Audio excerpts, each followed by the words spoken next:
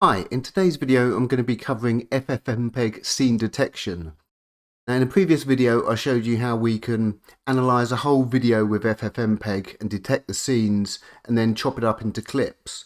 But what I've done is improve the script so that we can actually specify a range in the video we want to extract the scenes from. So what I'm going to do is come across to the terminal, and what I've done is downloaded a copy of Big Buck Bunny, which is an open source animation. There's no issues with copyright. So what I'm going to do is play the video and show you the range I want to extract. So I want to extract from 4 minutes to 5 minutes. So all I'll do is just come across here and go back a bit. So I want to extract from 4 minutes, and what I'll do is I'll just let this play for a sec so you can see the different scenes that we're going to chop the video into. So you can see here there's lots of different cuts.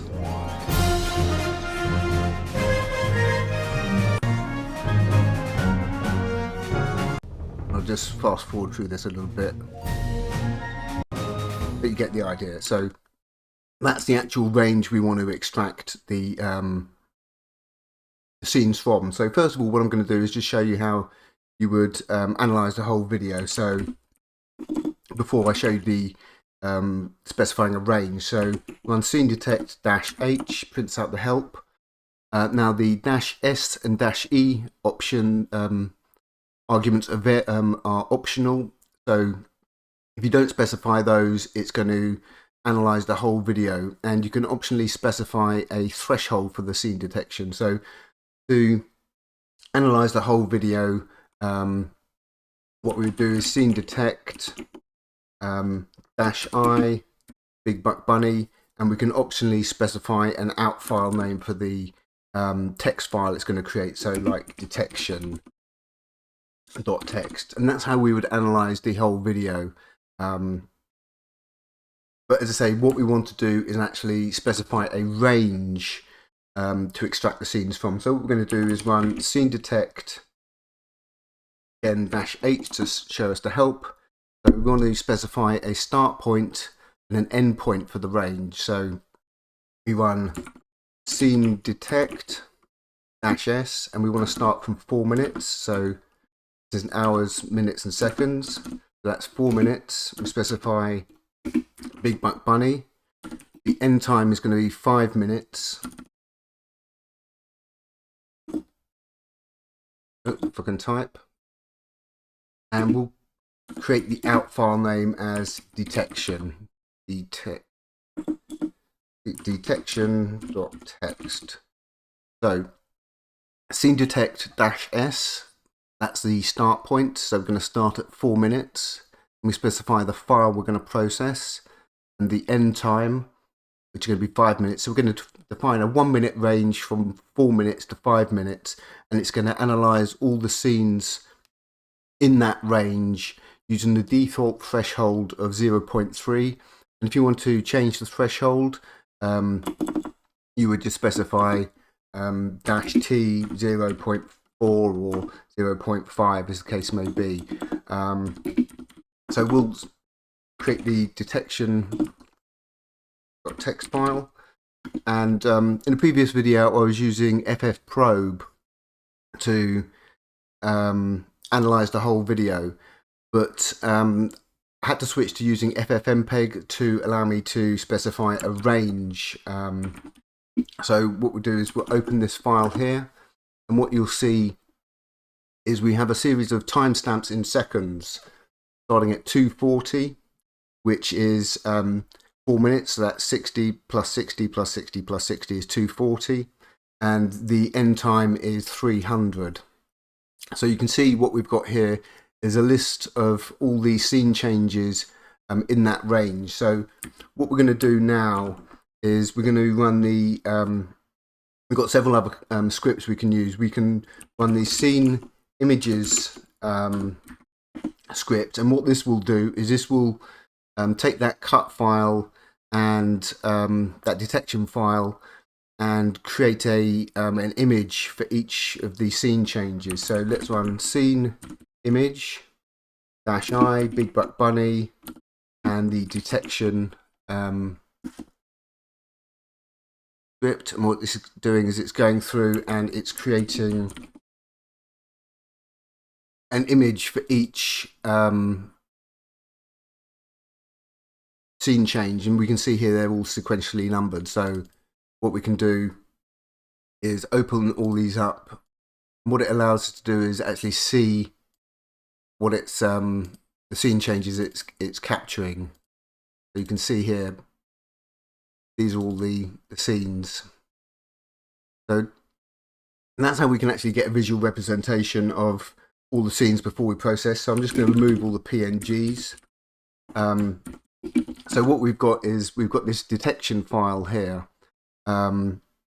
with the scene changes in seconds, but that's not in a format that FFmpeg can actually use, because to create a clip with FFmpeg you have to specify a start and a duration. So what we have to do is convert that file with all the scene changes in seconds into a format we can use with FFmpeg. So what I've done is create a script called scene time. You run it with the -H option. It tells you basically what we do is we give it the input, which is going to be the detection file, and we give an output. And what it's going to do is it's going to convert the all the seconds and everything into a series of timestamps for the start and the duration of all the clips. So I run scene time -I detection, and we'll call it cut list.text. And what I'll do is just come across to Emacs here, cut list, and what you'll see here is it's now taken the time and actually arranged it so it's a start time, a comma, and then a duration for the clip. So each of these is going to be defining a start time and an end time for the clip. So you can see here with the first one starts at 240 seconds, and it lasts for 2 seconds. Basically, so it's going to go through each of those and creates the duration for the clip. So that's the cut list. So next what we do is we take that cut list and we run it through another script which is actually going to process it and create all the clips. We run scene cut -H, and you can see here basically takes the input and a cut file. So we run scene cut Big Buck Bunny, give it the cut list, and that's it. And what it's doing is it's going through that text file and seeking to those points and creating clips with the correct duration. So if I open the file manager here, it's easier to show you like this. What you can now see is here's the original MKV, and here are all the clips, and what you'll see is they're all sequentially numbered, like 1, 2, 3, 4, 5, 6, 7, 8, 9, 10. So what I can now do is open all these, and you'll see these are all split up into little clips.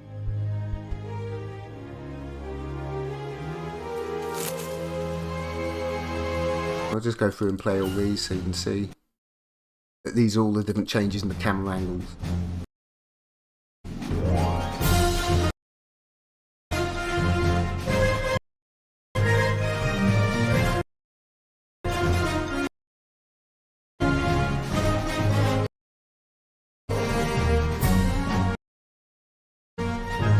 So you can see it's basically cut all the clips up.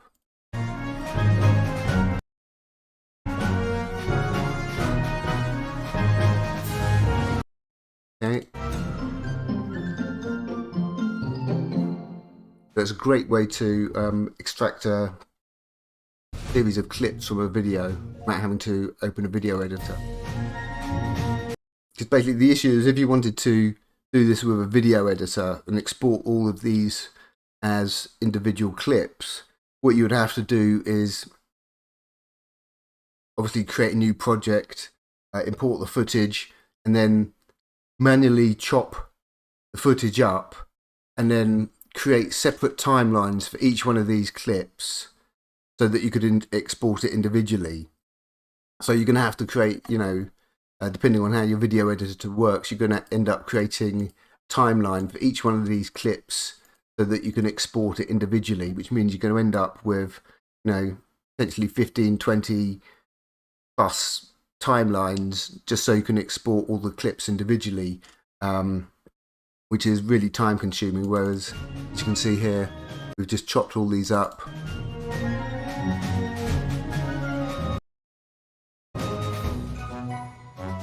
See, this is one of the last clips.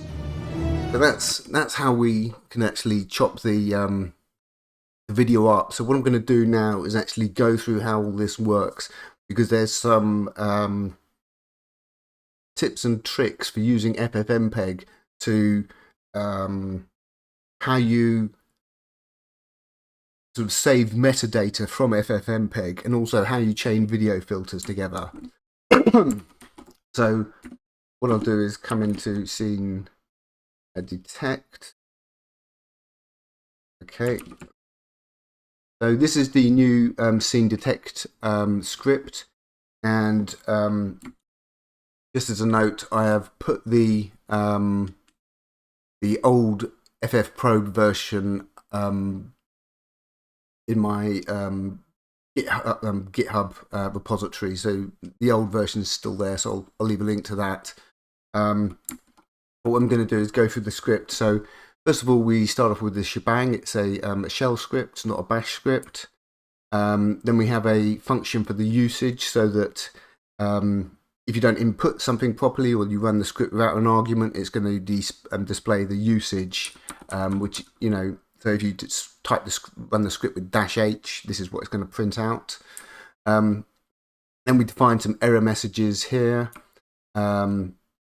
And what we do is we check the number of scripts number of arguments passed to the script. So if you run the script without any arguments, it's going to print the usage. And then what we have down here is we have some regular expressions which match the timecode and the threshold regular expression regex. So what we're doing is creating regular expressions that match 00:00:00 for the time, and also a regular expression that matches 0.1 to 0.9 for the threshold. Then what we have down here is we have getOps, and this is how you sort of specify the options on the command line. You can run it with, like -h for the help. So this is -s for the start time. You can see all these correspond to these items up here. So these are all the options. You can see those correspond to these items in the case statement here. So we've got the start time, and then what we do is we run the expression command, and we check that the start time matches the time code. So when you run -s and you put in 00:00:00, what it does is it matches the time code to make sure you put it in the correct format, and if you don't, it will display the usage. Then what we've got down here is we've got the input. So this is when you specify -i and a file to process, like a video file. If it's not a file, it's going to display the usage. Again, we've got the end option. So this is how you specify the end time that you want to detect scenes to. And again, we check the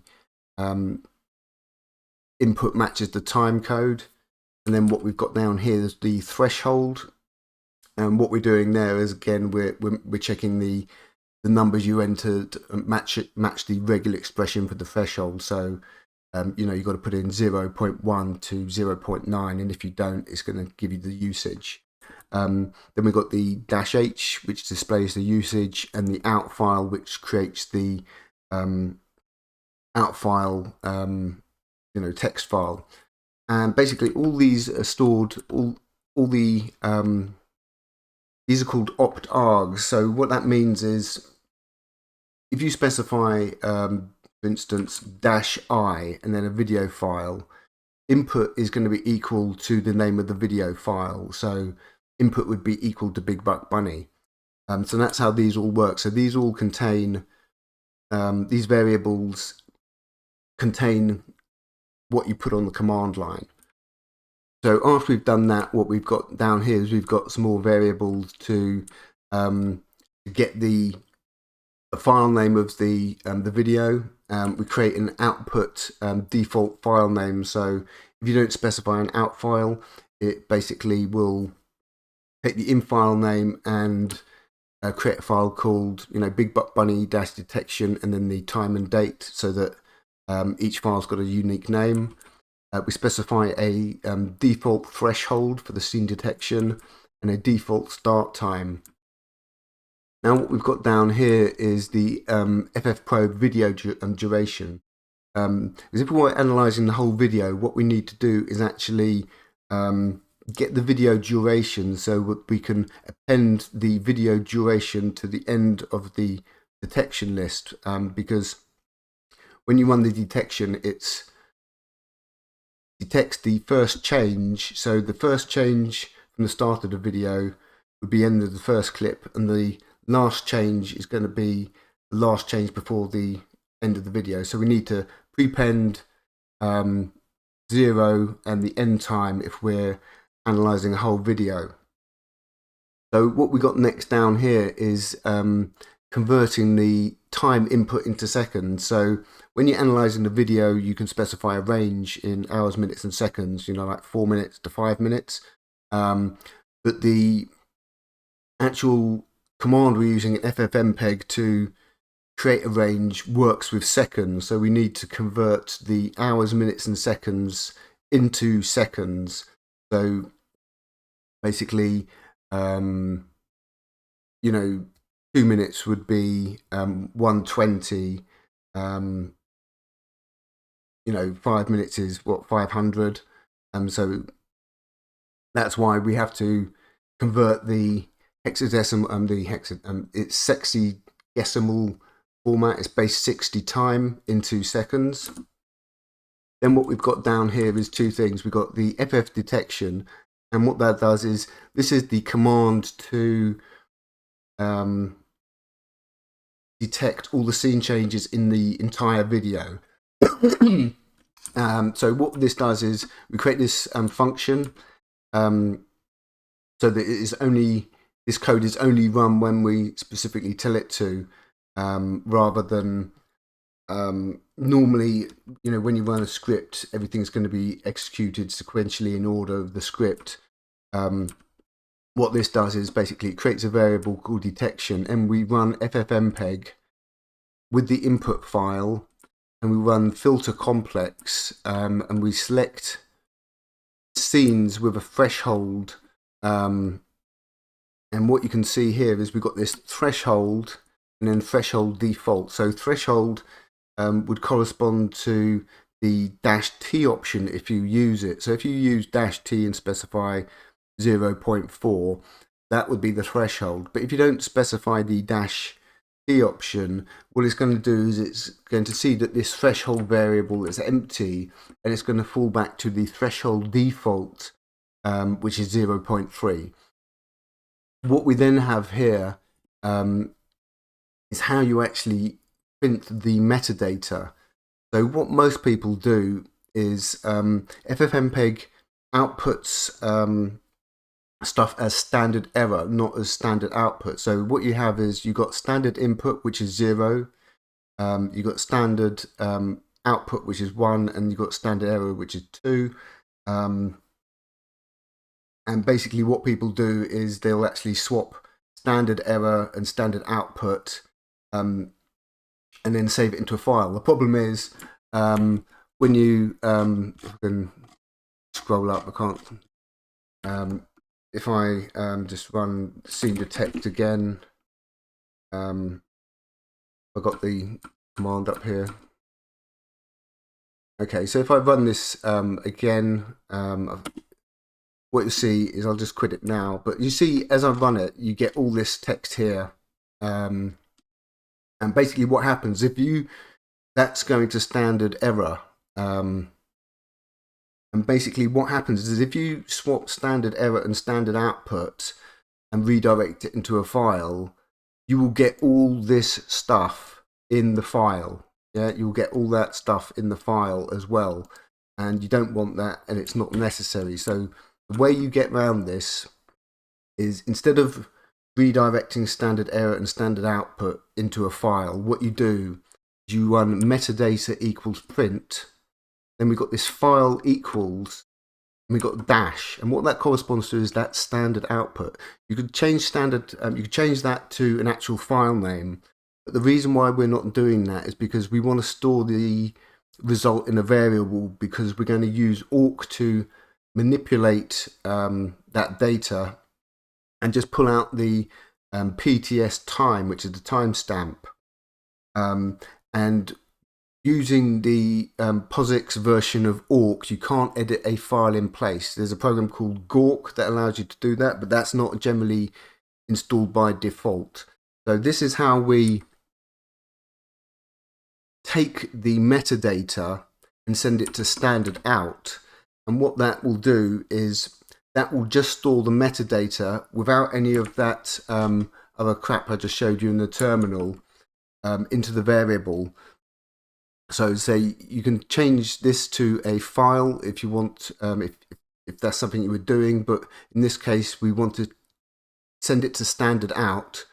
And what that does here in conjunction with this is basically saying we're not specifying a output format. We're not like saving it to a file and just display the standard error in the terminal. So the other issue is if you were to swap standard error and standard out as well, you wouldn't see anything in the terminal because it will be redirected to a file, so you wouldn't have any progress. You wouldn't see how it was processing the video. So using this metadata equals print, file equals dash, sends just the metadata to standard out and allows us to store it in a variable. So that's how we analyze the full video using FFmpeg. But what I want to move on to now is how we actually specify a range to extract scenes from, which is actually quite difficult.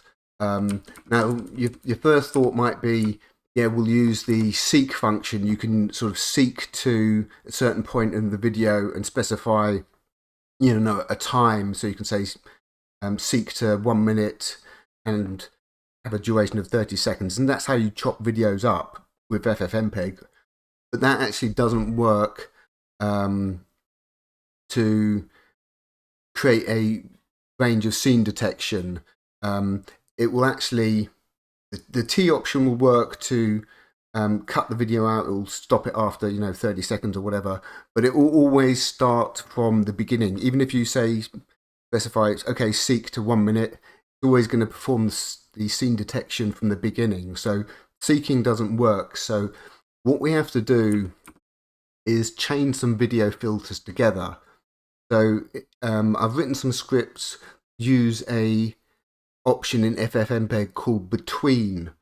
So what we've got here is we've got this detection variable, and we're running FFmpeg with the input. We're running filter complex, and this section here, 0:0, this section here actually corresponds to the video file. So what we're doing is we're saying, okay, select the video file here, and what we're doing is we're running saying select between. And this T option here specifies time, and this start and end, these are the variables that correspond to the -S and -E option on the command line, where you would specify in hours, minutes and seconds the start time and the end time for the range you want to perform scene detection on. So we select the video here, we then use the select option, we say select between, and these variables will be replaced by the time you specified on the command line, then converted into seconds. So if you specified 1 minute for the start time and 1 minute 30 for the end time, that would be 60 seconds and 90 seconds. Then what we do is we store that in a variable, which I'm calling time, but the name's arbitrary. You can call it whatever you want. So that's the first filter that we're running. We're basically taking the video and we're saying, grab all the frames between the start time and the end time and store it in this variable called time. Then what we do is on the next line, we use time. So we're now instead of selecting the whole video, we're selecting the variable time, which just contains that range. And then we can say select greater than scene and the threshold here. So this is the threshold or the default threshold. And again, what we're doing here is we're specifying metadata equals print, file equals standard out here, and we're storing that in this out variable. And then what we do on the next line is we use the map function. We say map in double quotes out, and then format null, and then send it to the pipe. So what that does is we select the video, we then select a range within the video and store that in time, and then we take that time range, and within that time range we say select all the frames, all the scenes with that correspond to the threshold, and we print all that information out and store in the detection variable. So then what we've got is this cut file function here, and what this does is this basically prepends the start and end time to that detection list, because if you're doing the whole video, what you have to do is you have to prepend 0 to the beginning of the cut list, and also the duration to the end of the cut list, so that it's going to cover the whole video. Now, if we're doing a range of time within the video, the start time and the end time are going to be the options we specified on the command line. So if we started the clip at 60 seconds and it ran to 90 seconds, the start time would be 60 and the end time would be 90. So what we've got here is this awk command. We echo the detection, which is either going to be the full video or the range. And what we do is we look for a colon. We're setting the colon as a separator. And what we can do is awk has these functions called begin and end. And what it will basically do is it will allow you to prepend or append text to that file we're going to create. So basically we say begin, and what we do is we then prepend the start time. So if you specify the start time on the command line with the -s option, it's going to put that in there. So if you specified start at 60 seconds, this start variable would be replaced by 60. But if you're not using the start and end times, those variables will be empty, and so what it is going to do is fall back to start default, which would be 0. Then what we do is we look for this PTS underscore time, and that is the actual timestamp of the scene changes in the video. And then what we do is we print out the 4th field, which is actually going to be the time in seconds. Then after that, what we do is we append the end time, which is either going to be the end specified on the command line, or the actual duration of the whole video, and we then redirect that out into a text file. Now, after we've done that, what we need to do is at this point we actually haven't run any functions. We haven't actually got the script to do anything. So what we do is we check on the command. We check what options were passed on the command line. So we check if you specify the start and end time with the -s and -e options, what we're going to do is run these functions. We're going to run time, FFmpeg, FF detection range, and cut file. So let's go here. So first of all, if you've specified -s, -e, we need to convert the hours, minutes, and seconds into seconds. So we run this start, this time function, and it sets start to equal echoing start through this awk process here. You can see this bit of awk code. What this does is basically convert the hours, minutes, and seconds into seconds. So we basically take the hours, minutes, seconds, convert it into seconds, save it back as start. We do the same thing for the end time, because the between function in FFmpeg expects stuff in seconds, not in hours, minutes, and seconds. So after we've done that, we've got the time in seconds. We then run the FF detection range script, which, as I said, basically takes the input. It then selects the range that you specified and stores it in the time. And then from within that time range, it then runs another filter that detects the scene changes, and then that stores it in the detection variable. And then finally, we run the cut file function, which echoes the detection that we just run, and then it basically pipes it through awk, as I said, and it creates the text file. So then what we've got down here is we've got two else if statements. So if you've only specified the start time and not the end time, it's going to display the usage. And if you specify an end time and no start time, it's going to display the usage.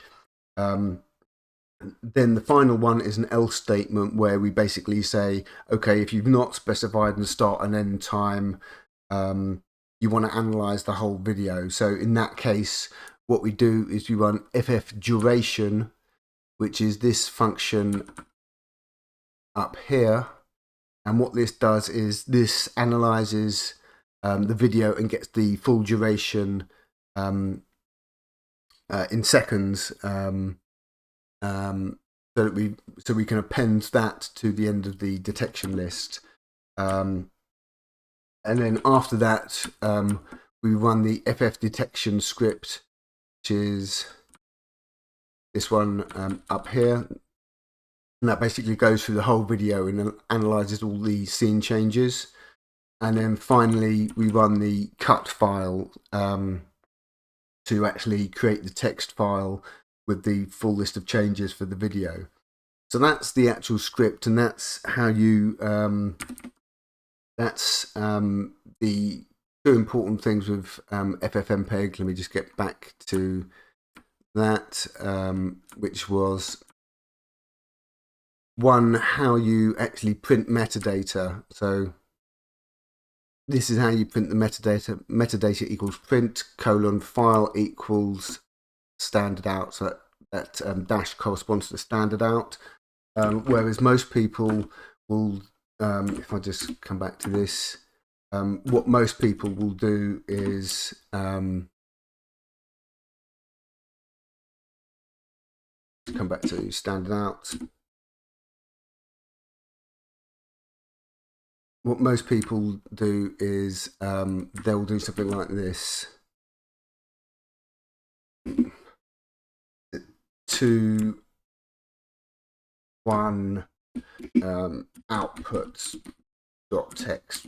That's what most people will do, and they will swap standard error and standard output and save it to a file.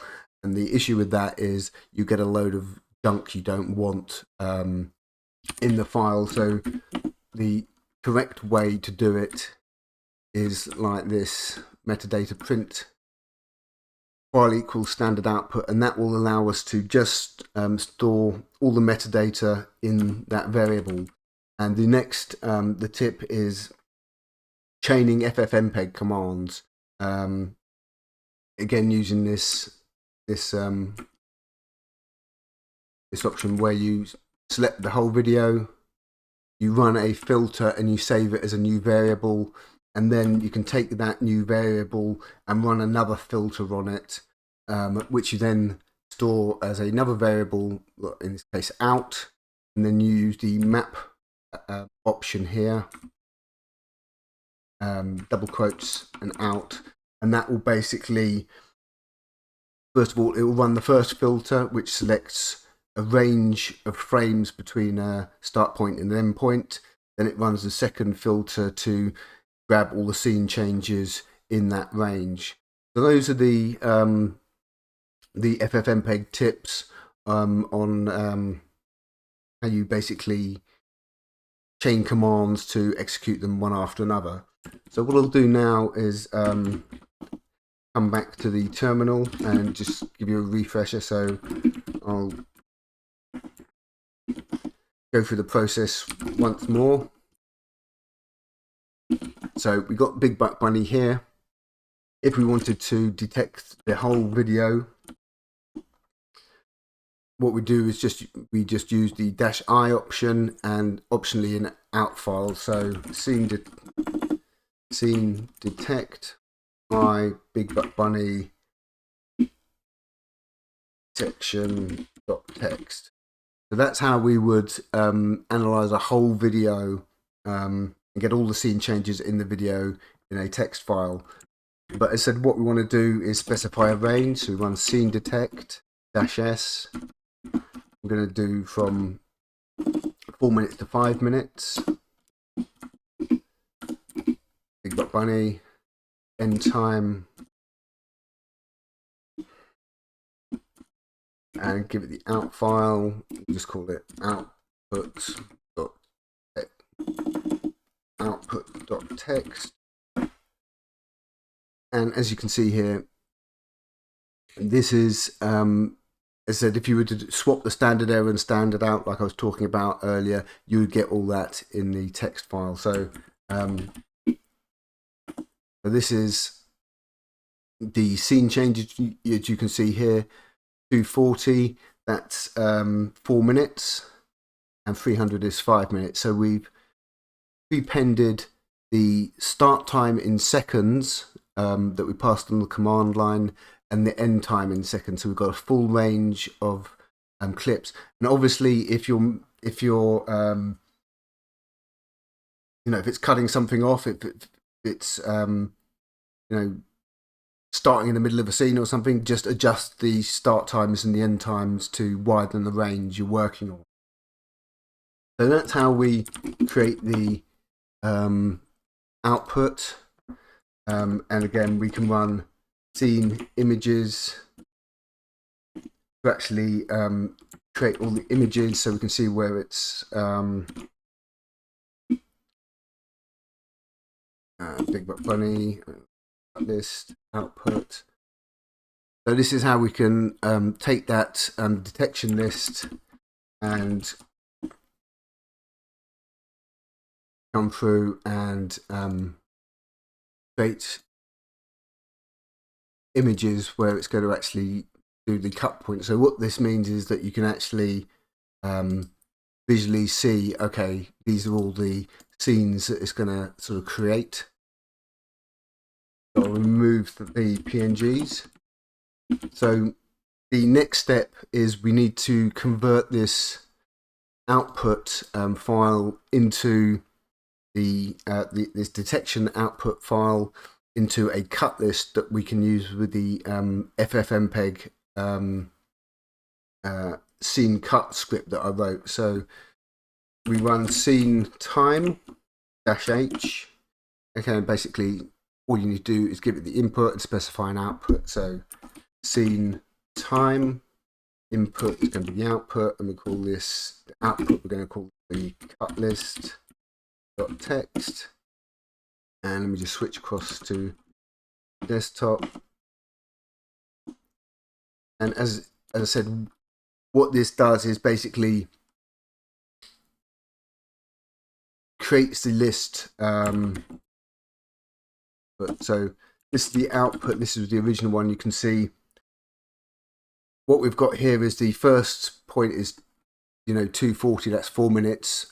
So the next change is at 242. So basically what we have to do is say, okay, the first point is 240, the next point is 242. So that means that that's a 2-second clip. So what I do in this script is basically take the first line and then sort of subtract the second line from the first line to give us the duration. So we have basically to go through this script and this output and take each line and subtract it from the previous line to create the duration. And what we then get is this format where we've got start point and then a duration for the clip specified by a comma. So this is how we can then pass this to the next script, which actually does the business of cutting everything up. So what I'll do is just come across to the scene cut script, and I'll just come down to the bottom down here. And I showed you this in the previous video, but I'm just going to go through it. Basically, what we've got down here at the bottom is this while loop. Outside the while loop, we set the counter to 1. And then what we do is we set the internal field separator to a comma. And we say read, and we're specifying these two variables. So what's going to happen is it's going to set anything before the comma to be start, and anything after the comma to be duration. So if I just come back to that text file, what you can see here is we've got a start time, comma, and then a duration for the clip. So basically what this while loop does is it goes through each line and it says, looks for stuff separated by a comma, and sets the start variable to equal the start time, and the duration is going to be after the comma, and that's going to be the duration. And then we basically run this trim video function and increment the counter, and we take the cut file and redirect it into the while loop. And in this trim video function, what we do is we specify an out file name, so it's going to be the input file name, and then count, so that's going to be the input file name, and then it's going to incrementally count 1, 2, 3, 4, 5 for each of the scripts, each of the clips rather. And the secret sauce for this is you have to use the no SDIN option with FFmpeg, because otherwise what happens is you don't specify that, it's only going to create one clip because it gets confused trying to read the input from the while loop. So we run this no SDIN option here, and we specify the input file, and then we've got the start and the duration, and these start and duration correspond to these variables down here. So basically what it does is it goes through each line, and everything before the comma is the start time, everything after the comma is the duration, and it passes those variables into FFmpeg as start and duration, and it creates a clip for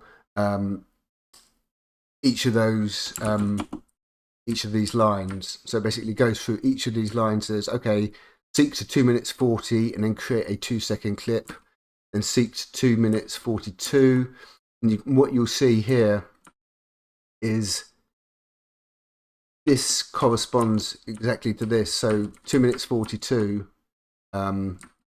is going to create a clip from 2 minutes 40 to 2 minutes 42, and then it's going to go to 2 minutes 42 and create another clip for 1.458 seconds, which should be 2.43. So it goes through and chops it up exactly, and then moves on to the next line. So let's show you how that works again. So we basically run scene cut -h. So basically all we have to do is give it the input and the cut file. So scene cut -i big butt bunny -c cut list, and again it's going to go through, and as you can see here it's seeking through all the different frames.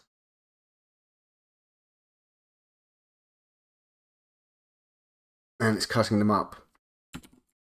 And so what we then have is we have all of these.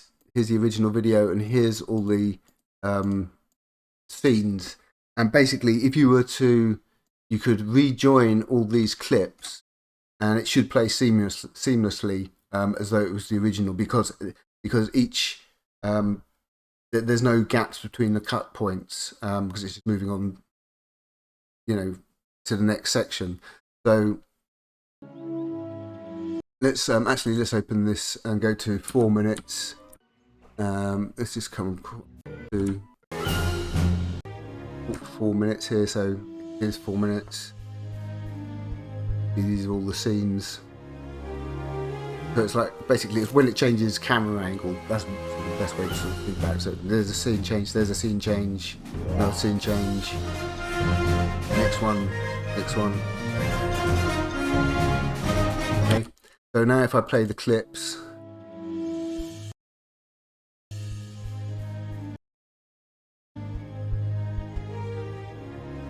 and this is with the default threshold set to 0.3 in the scene detection script.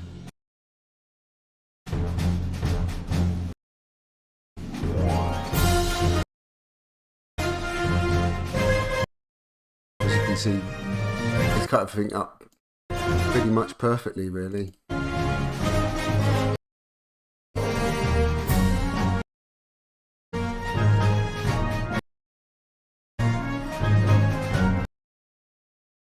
Come through these.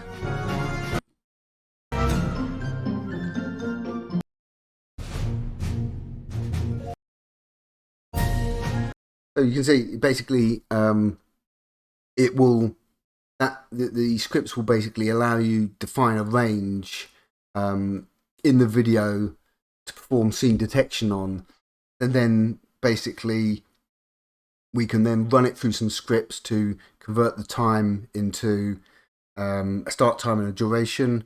We give it to the FF cut script, and so it will basically then go through and automatically cut everything up. Nice little clip here. And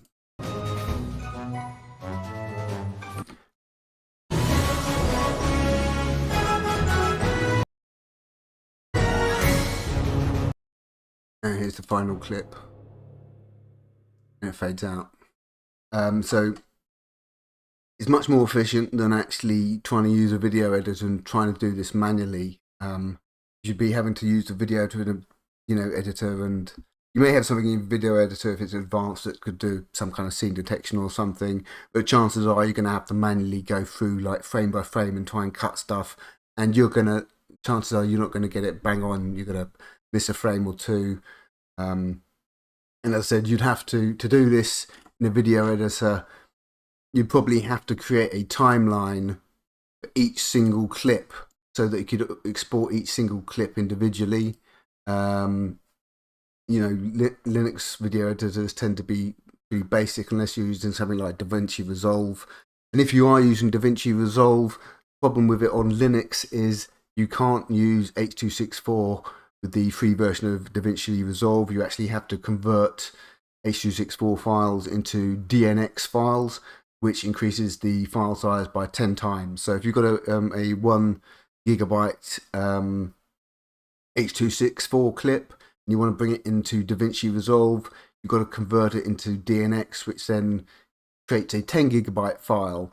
And you can then edit it with DaVinci Resolve and export, and you actually can't export as H.264 either, so you actually have to export as DNX. So that's going to be another 10 gig to export it, and then you're going to have to convert the file from DNX to H.264. So even if you're using a really good video editor like DaVinci Resolve, the actual workflow to accomplish this and the time you'd need to do it can be much, much longer than doing it with FFmpeg. Because, as I said, you're going to have to sit there and convert the whole video to DNX, create a project in DaVinci Resolve, import all the footage, manually chop it up into separate timelines, go through and export each of those timelines manually, and then convert the footage again. So it'd be a really long-winded process. Whereas doing it like this is much quicker, much more accurate, and basically it's a really good way of being able to extract a portion of a video and then chop it up into clips. So that's the scene detection with FFmpeg, and I've got all these scripts up here as part of my FFmpeg scripts repository. So I've got a whole series on all these scripts here, binding clips, correcting clips, extracting frames, fading clips, overlay clips, overlay picture-in-picture, hem burn, style pan and scan. We've got the scene cut script. We can also how to add subtitles to video scopes like you get in DaVinci Resolve to show you the vector scopes and all that kind of stuff. Creating thumbnails, trimming scripts, creating high quality GIFs from a video file. So let's actually let me just come back and grab one of those clips and actually turn it into a GIF actually. So what I want to do is let me find the what do you think? I want to find the clip where he puts the it's one of these ones. Yeah, this one, number 19. So what I'll do is I'll drag that to the desktop.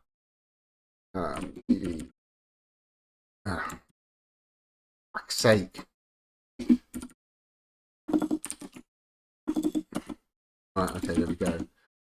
Okay, so was it vid to GIF? Vid to GIF. Okay, we can actually specify a range with this, but I just want to do the whole clip. So right, so vid to GIF, get the in file, which is going to be Big Butt Bunny.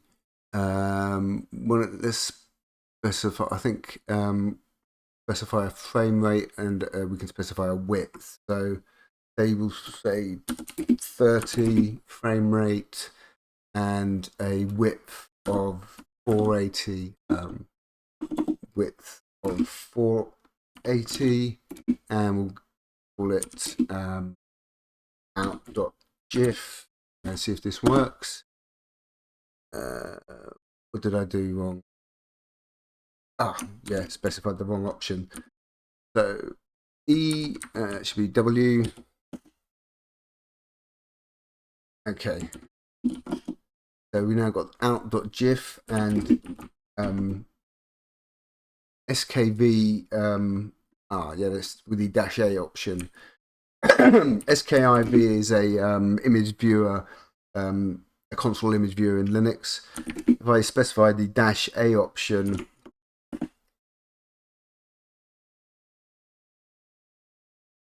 yeah, see, that's a GIF and it looks like a video.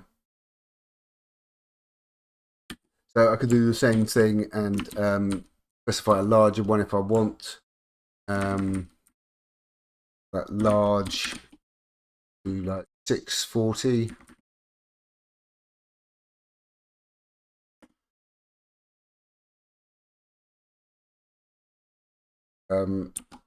SKIV large.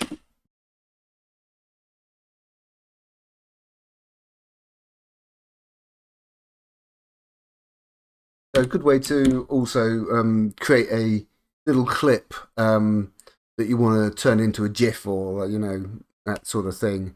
So there's many uses. You can go through. You've got lots of interviews with people. You want to cut out all the clips into separate interviews. Perfect for that. If you've got like sports footage or something, you want to get all the different angles into different clips. Great for that as well.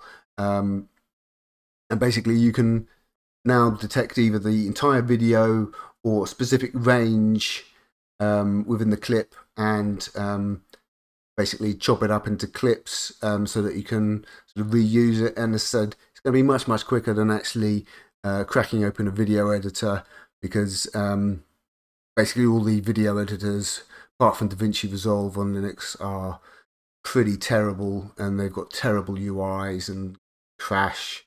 So it's going to be much quicker than actually, setting up DaVinci Resolve and, converting all the footage twice and create multiple timelines. So that's FFmpeg screen detection, scene detection rather, and all the scripts are in here.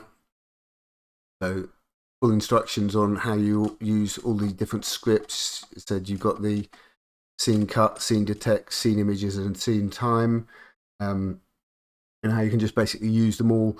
And you can also use the scene cut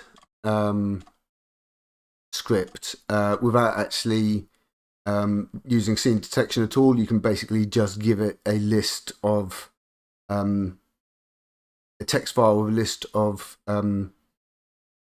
start points and durations that you want to cut from a clip. So you can actually just manually create a text file like this and give it to the script, and it will basically just create a 30-second clip that starts at this will basically create two clips, one that starts from 000 to 30 seconds and another one that starts from 1 minute to 30 seconds. So it's flexible in that you can also do this manually. If you just basically want to go, oh yeah, I just want to create a 30-second clip from 1 minute to 1 minute 30, just create a text file, put the time codes in, give it to the script, and it will chop it up for you. So that's all the scripts, and I've also put the previous FFmpeg version up on GitHub, so I'll put a link to that under the video as well. So that's all for now.